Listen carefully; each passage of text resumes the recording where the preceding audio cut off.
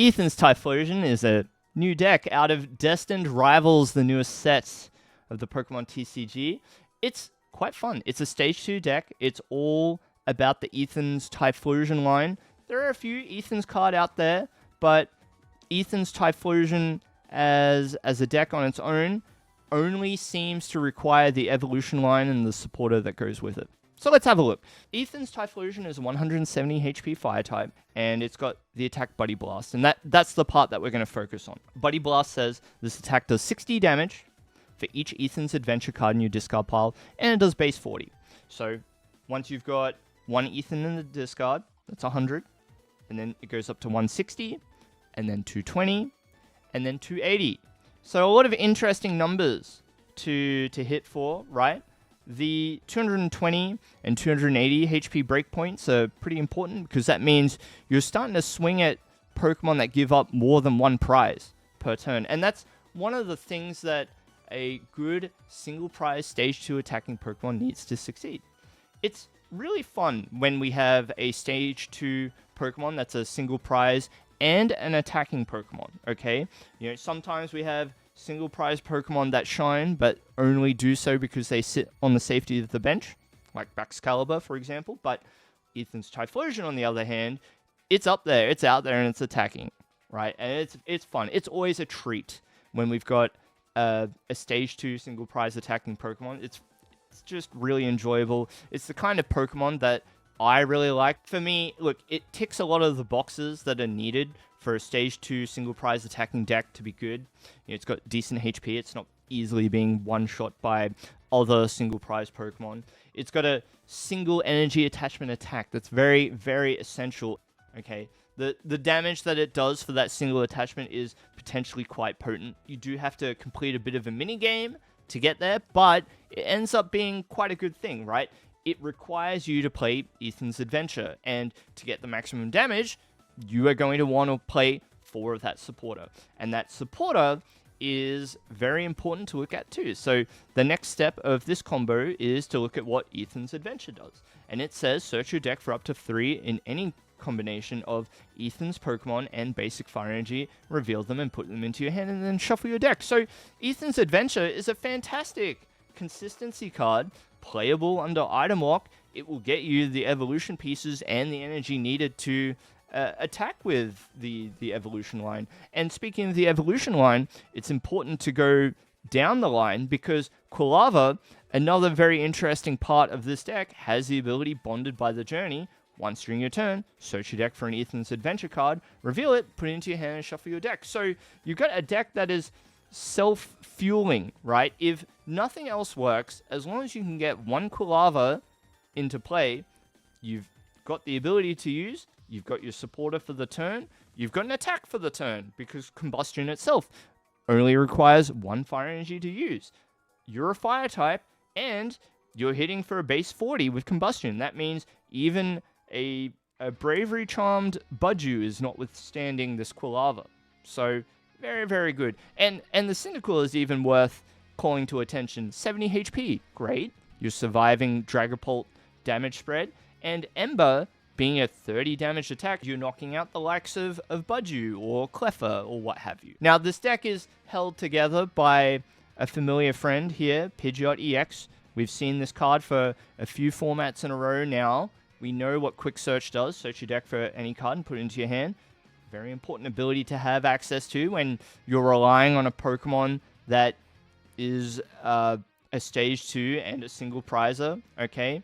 The unfortunate thing about Typhlosion is in the mid-game, it's getting one-shot. In the late game, it's getting one-shot. And that means you've got to be able to combo the Typhlosion. You've got to be able to get it into play over and over and over. And that means that you're building a wide board for this Pokemon a lot of the time. You need 2 or 3 at least to make this deck work, because you've got to be able to attack with it every turn. Very mercifully, very thankfully, we also received the Shaymin in Destined Rivals, Flower Curtain, which says prevent all damage done to your bench Pokemon that don't have a rule box by attacks from your opponent's Pokemon.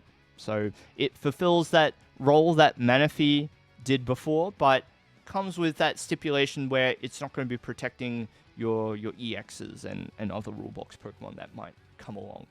So Shaymin doing a lot of good work in this deck. It means that our bench is safe from being overwhelmed by the likes of Wellspring Mask Ogerpon and other decks that can hit the bench. So very important. I'm going to call to attention to, okay, Fezandipiti is very good in a deck where your main attacker is a single prize Pokemon. It means that you potentially get to squeeze extra value out of Flip the Script. Also, being that it's a stage 2 single prize attacking deck, it's quite intense to try and like keep the flow of Typhlosion going. So Fezandipiti grabbing the combo pieces required, the rare candies, the energies, the whatnot, because eventually you run out of Ethan's Adventure, right? You don't have access to that supporter once you start swinging for full damage. So you need other ways to get access to your cards. And then interestingly here, we've got the Fan Rotom as well.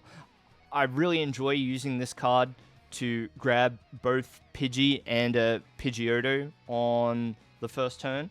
It means that, like, even under item lock, you can just go, okay, turn 2, put your Pidgeotto down, and then it starts to apply a lot of pressure, right? Your opponent has to decide, do I go for the Typhlosion? Do I go for the Pidgeotto? If I bench both the Pidgey and the Pidgeotto, maybe it's pointless. Maybe they feel like they can't keep me from having access to the Pidgeot. So, very, very good. Don't sleep on the Fan Rotom. Attacking Assault Landing is good too. Because we're a single prize attacking deck, taking single prizes, one here, one there, with the likes of Assault Landing, with the likes of Quilavas to attack Combustion, is not to be discounted. They're very important for being able to conclude the game before your opponent can. On the trainer side of things, of course, we already talked about the Ethan's Adventure. One of the new cards that we got in the new set was Redeemable Ticket, right?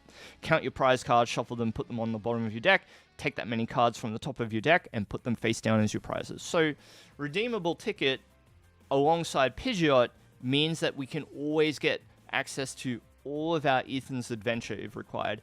And if in the mid to late game you figure out that a piece of the puzzle that you need to finish the game out, such as getting the last Ethan's Adventure, or finding the missing Typhlosion, or an energy, or even like a Night Stretcher or something like that, Redeemable Ticket can put that card out of your prizes into your deck, and then Pidgeot gets the card out of your deck. So very, very interesting and strong option there. If we go down the line of items, of course, Ultra Ball is very good in a deck that wants ways to either use up or discard the Ethan's Adventure, because you have multiple Quilavas, you can get multiple Ethans into the hand, so you can start swinging with the Typhlosion almost straight away, if you can, if you like. Got rare candies to help you in the mid to late game too, to get your Typhlosions out in the very late stages of the game, when perhaps you're out of Quilavas and you've got to do the jump from Cyndaquil to Typhlosion, right? Boss's orders, pretty self-explanatory. You got Earthen Vessel here, you can search it out off the Arven. And speaking of Arven, it's here to get us TM Evolution, right? So a very normal combo with the Arven going second. You go for Arven, and then it's either something like Vessel to get the energy, or Buddy Poffin to get more Pokemon out, and then TM Evolution as your tool card off that. Speaking of other tools, we've got the Vitality Band and the Maximum Belt to help us hit different damage numbers. For example, 3 Ethans in the discard pile means that your Typhlosion is hitting for 220. Add the Vitality Band and you're one-shotting things like Iron Hands EX, for example.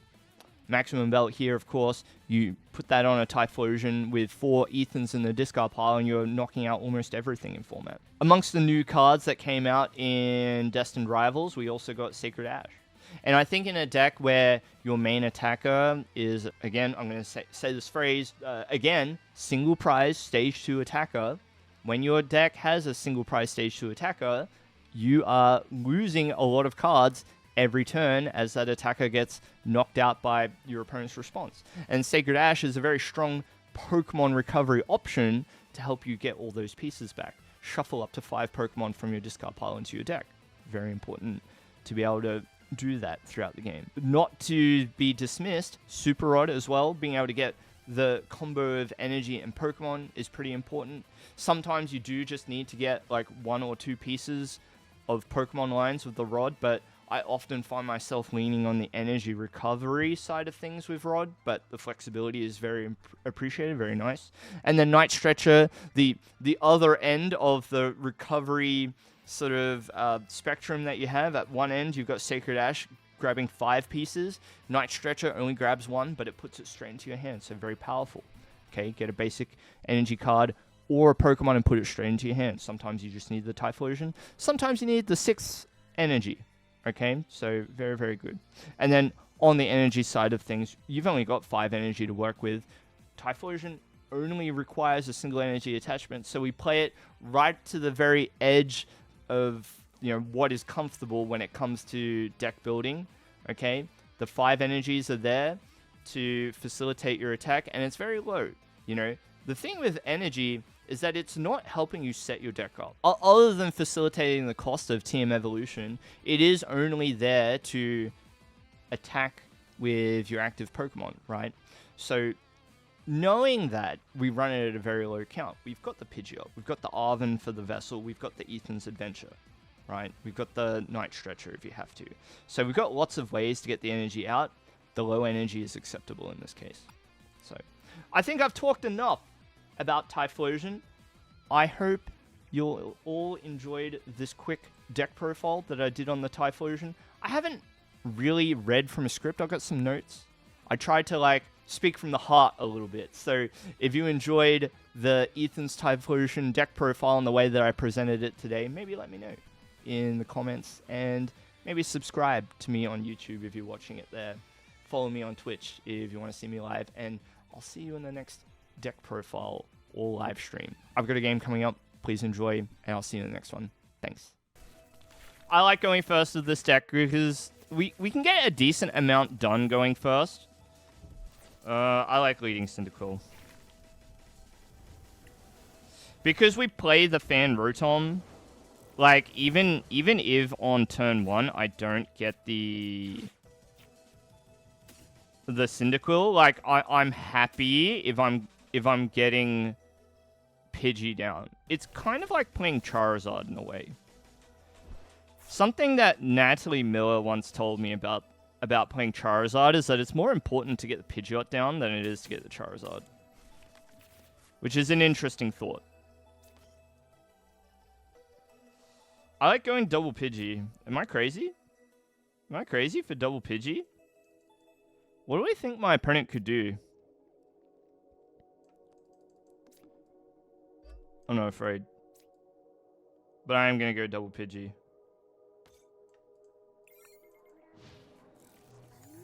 I may regret, but at least we made a choice.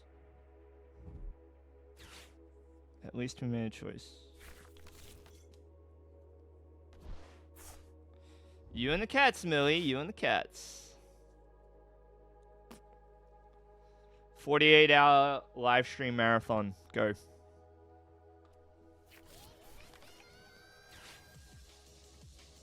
Make a Pokemon deck for every card in Destined Rivals.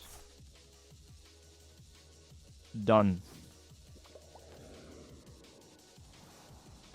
Okay, like, now I sort of regret putting the Cyndaquil down, but... Oh, sorry, the second Pidgey down. But it's alright. We're in pretty good shape here.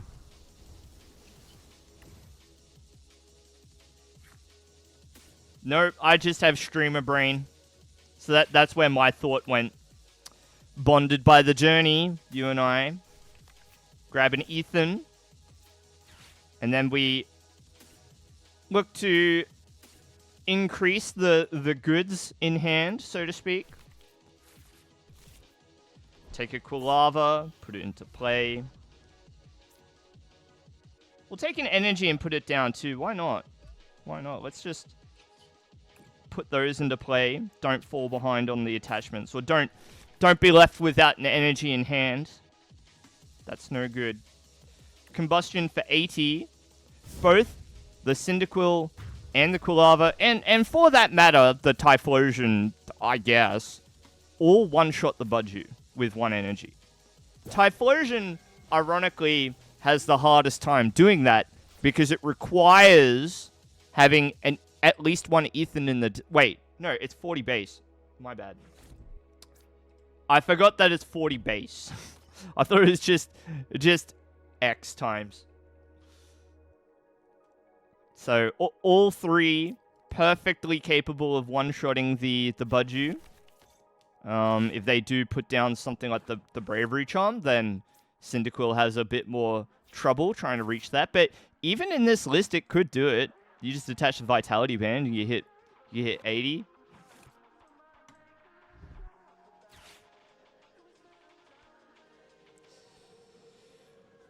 We're gonna try Yanmega later if I get time, and then I need to do Cubone's deck review as well.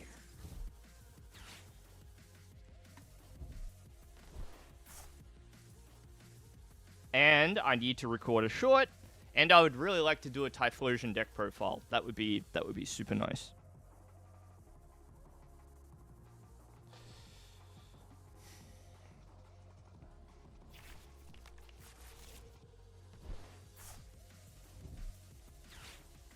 And we got a Battle Zenny. We got a full docket tonight. Yeah. Is this a last in, first out situation where I have to go in reverse down the line? Because I've got receipts from yesterday too. I've got to do a review. I think it was Blueberry wanted me to review Unknown.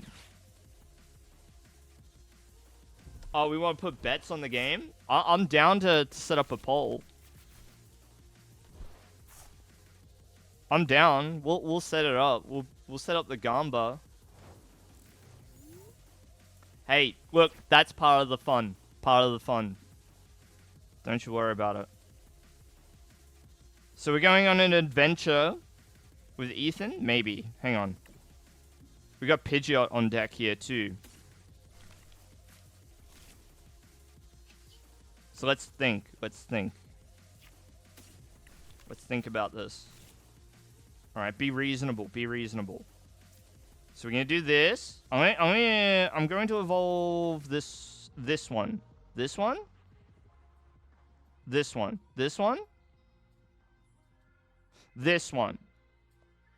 This one. I'm thinking about having 160 HP and what that means for our opponent there. I'm going to do it like this. I'm going to Ultra Ball. I'm going to discard. Let's not mess around. Just get them into the discard pile. Just get them in there. Pidgeot. Okay. I don't want to get double Monkey Doried. Energy. Boss. Right, seems reasonable. Make life a little bit difficult for them.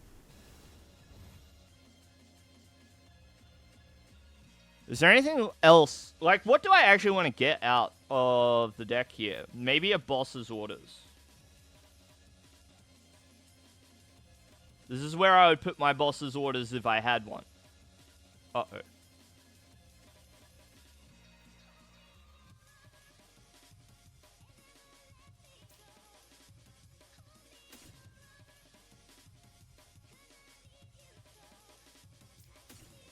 Let's put the belt in hand, I guess.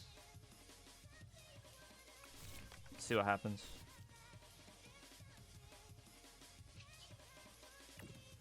We swing into the Curlier 220. We're 2 prizes up. They've got nary a bench to speak of. Just a route. Fezandipiti, 2 Monkey Dory. Neither of them have Dark Energy.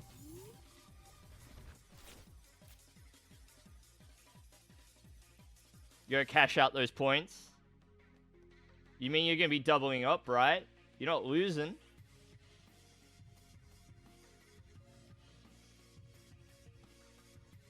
You're not going to be losing on me, are you?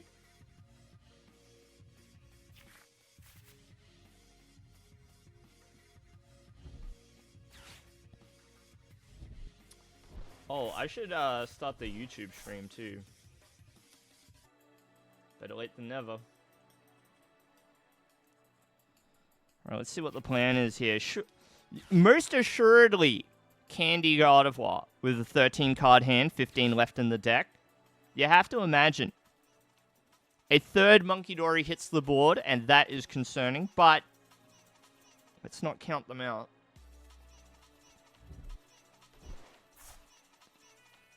Don't count them out.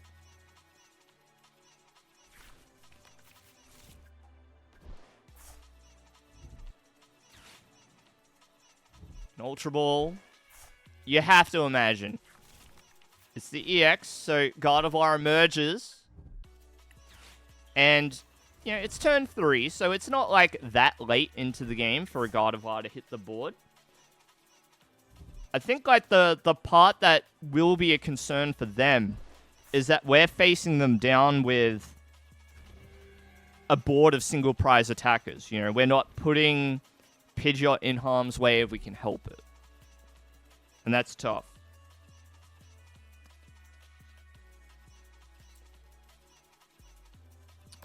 We're going to play Ethan's Adventure once. And that's just going to... It's going to set us up for the rest of the game. This last Ethan. And then even if we miss... if we lose the Pidgeot down the track, we'll be alright.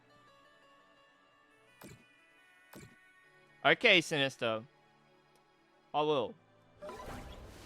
I'll try to remember to put a marker in the stream. So that I can point you to the timestamp. Thanks so much for submitting it. So, let's have a think. We're on 230. Let's have a think. How many Cyndaquils? So there should be one. Yep.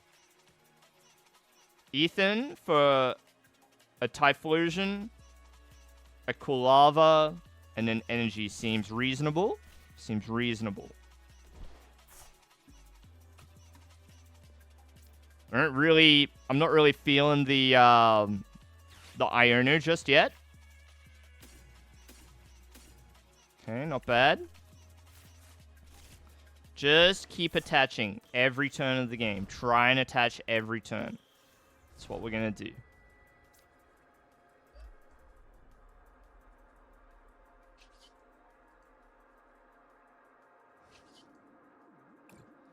Quick search.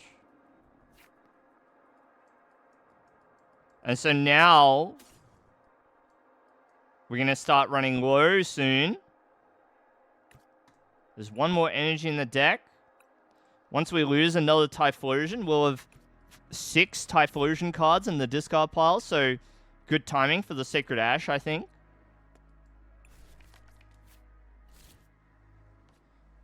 Okay. Swing it round to the Typhlosion. Buddy Blast. Okay.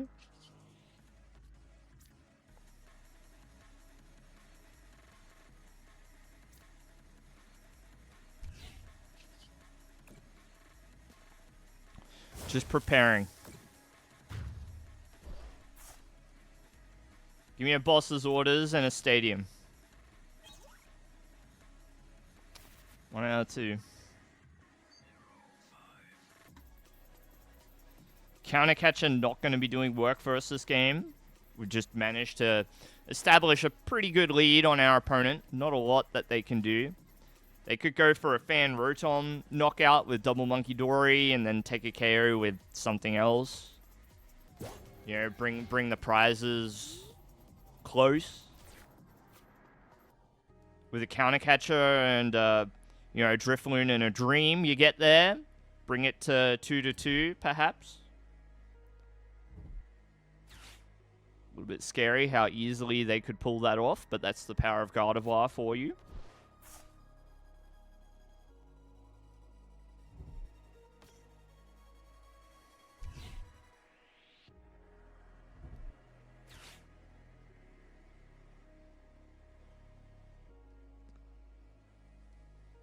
See if we can clutch this one out.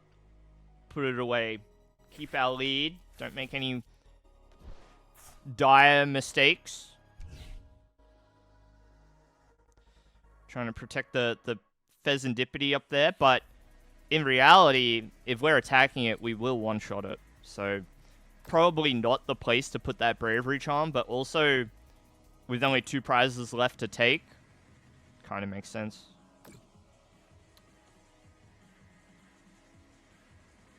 Are we going to see a retreat counter catcher, maybe? Could happen. So this is what I was suggesting before. The play was they go for the double Monkey Dory onto the Fan Rotom, get a KO. So they go down to 4. And then if they drag out the Pidgeot by way of counter catcher, then, you know.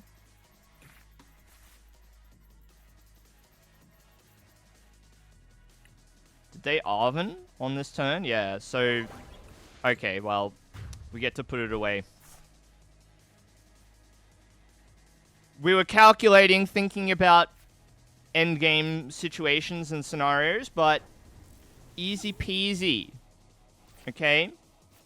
Didn't have to worry too much about finding that other energy because we focused on attaching energy every turn. Gravity Mountain, boom. Brings them down to 280.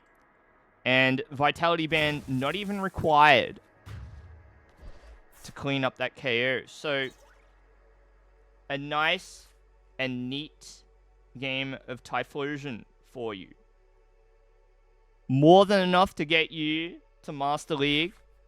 Just play your games like I did there. Don't get diced too hard by decks like Dragapult, which do give Typhlosion a bit of a tricky time. That is for sure.